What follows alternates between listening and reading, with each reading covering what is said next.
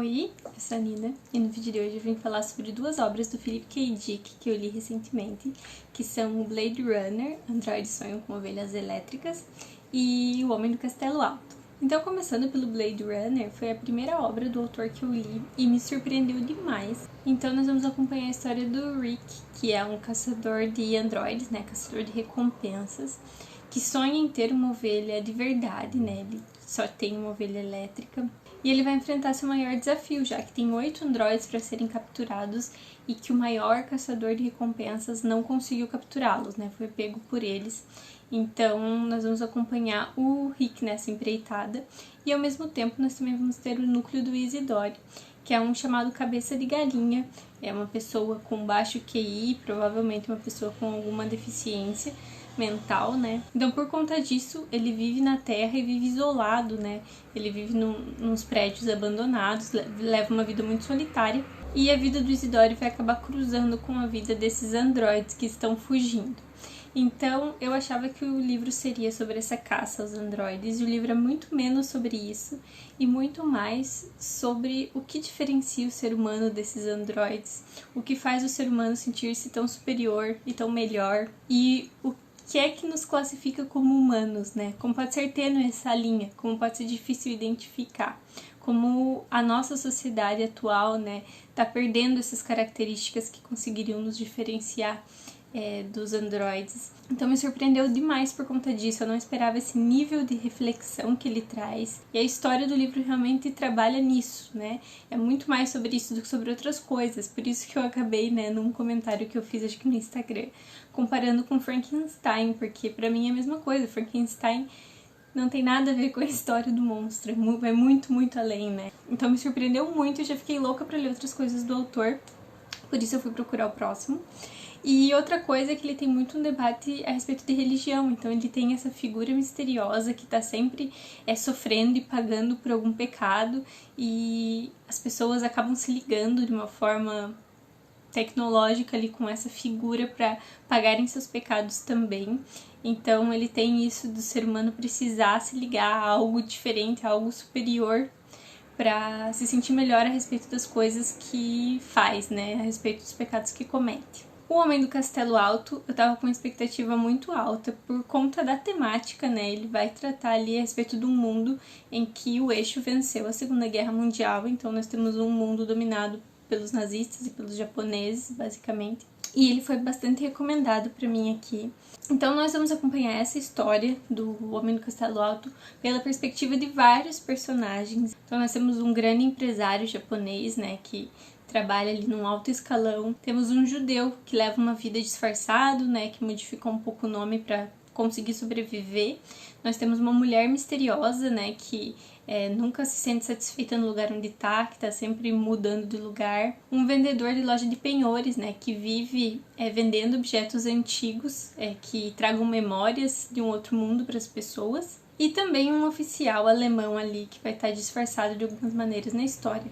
São basicamente esses núcleos, mas tem outros personagens que vão participar nesses núcleos também. E a vida desses personagens vai ser unida por algumas coisas, né? Primeiro os próprios acontecimentos, mas também um oráculo, né? O oráculo I Ching, que vários deles usam para consultar, não só para ter uma resposta a respeito do que deveriam fazer e como agir diante de algumas situações, mas também sobre previsões mesmo, do que vai acontecer, o que os espera. E também um livro escrito pelo Homem do Castelo Alto, que é conhecido dessa maneira por ser um homem que vive isolado, né, numas montanhas. É um livro que narra um mundo onde o eixo perdeu a Segunda Guerra Mundial e como seria esse mundo. Então, eu achei o livro bem confuso, porque eu demorei muito para me situar e tem várias coisas que eu não me situei até agora. No sentido de como são vários núcleos, é muita coisa para você aprender ao mesmo tempo ali. Para mim foi muita coisa para absorver ao mesmo tempo.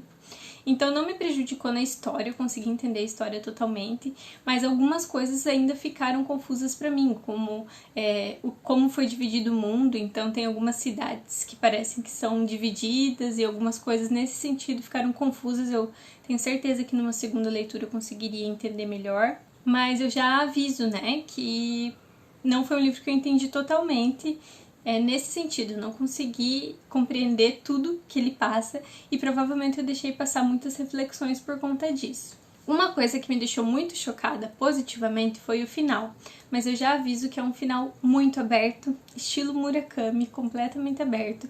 Eu acho que parte da ficção científica presente no livro tá nesse final aberto, mas eu tenho certeza que vai desagradar muita gente, né? Da mesma forma que Murakami também desagrada. O Blade Runner não tem esse tipo de final tão aberto, então foi uma surpresa pra mim, e pra mim foi uma surpresa positiva porque eu gosto, né, desse tipo de coisa.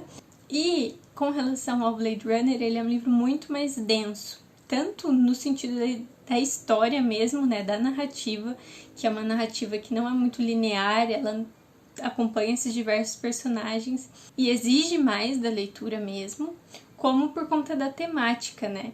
Então ele me trouxe reflexões e debates muito importantes, alguns que eu até associei com os As Benevolentes, né, que eu li início do ano. Quem não viu ainda, tem um vídeo sobre As Benevolentes no meu Instagram, vou deixar aqui embaixo meu Instagram para quem quiser dar uma olhada, porque ele traz essa questão do mal estar associado ao poder, como a gente considera que o nazismo cometeu várias atrocidades porque o nazismo perdeu, mas como seria um mundo, né, se o nazismo tivesse vencido? Como as pessoas reagiriam diante disso, né? Então no livro nós temos vários personagens que não necessariamente concordam, né, com as coisas que o nazismo faz, porque houve realmente um extermínio de judeus. Na África os negros foram escravizados e dizimados, então apesar dessas pessoas não concordarem, elas coexistem com isso. É um mundo em que as pessoas são condescendentes com tudo que acontece, e é muito semelhante com algumas reflexões que foram trazidas pelo livro As Benevolentes por conta disso. Como as pessoas acabam conformadas com o mal quando esse mal está do lado de quem tem o poder, e como isso aconteceu diversas vezes na história da humanidade, né? E poderia ter acontecido com relação ao nazismo também. Então eu gostei demais dessas reflexões e eu certamente quero reler esse livro porque eu acho que eu vou conseguir absorver ainda mais. E ele também tem algo muito semelhante ao Blade Runner com relação à religião. Não necessariamente religião, né? Porque aqui é através do oráculo Xing, mas no sentido de que o ser humano precisa se agarrar a algumas coisas para sentir que tem controle, né, para sentir que faz sentido, para sentir que faz parte de uma coisa maior.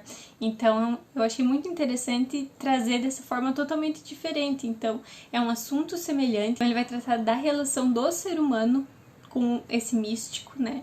E eu achei muito legal ele trazer esse místico de uma forma diferente, né? Um místico que não tá necessariamente ligado ao cristianismo, então eu gostei muito disso também. Então ficam aqui as minhas impressões sobre essas duas obras. Eu diria que eu acabei gostando mais da experiência de leitura, né, do Android Sonho com Ovelhas Elétricas, mas eu tenho certeza que quando eu reler O Homem do Castelo Alto eu vou absorver mais coisas. E como eu falei, é um livro mais denso, eu acho que ele tem mais conteúdo, ele é mais pesado nas reflexões que ele traz. Mas ficam aqui as minhas duas indicações. Se você não leu nada ainda, eu recomendo que você comece com Blade Runner, principalmente se você não é acostumado com ficção científica, né? Apesar de O Homem do Castelo Alto a ficção científica ser mais implícita, eu acho que tem bastante coisa confusa nele, né? Então seria isso, espero que vocês tenham gostado. Me conta aqui quais as obras preferidas de vocês desse autor, se vocês já leram outras coisas, o que vocês acham dessas duas. E a gente se vê no próximo vídeo.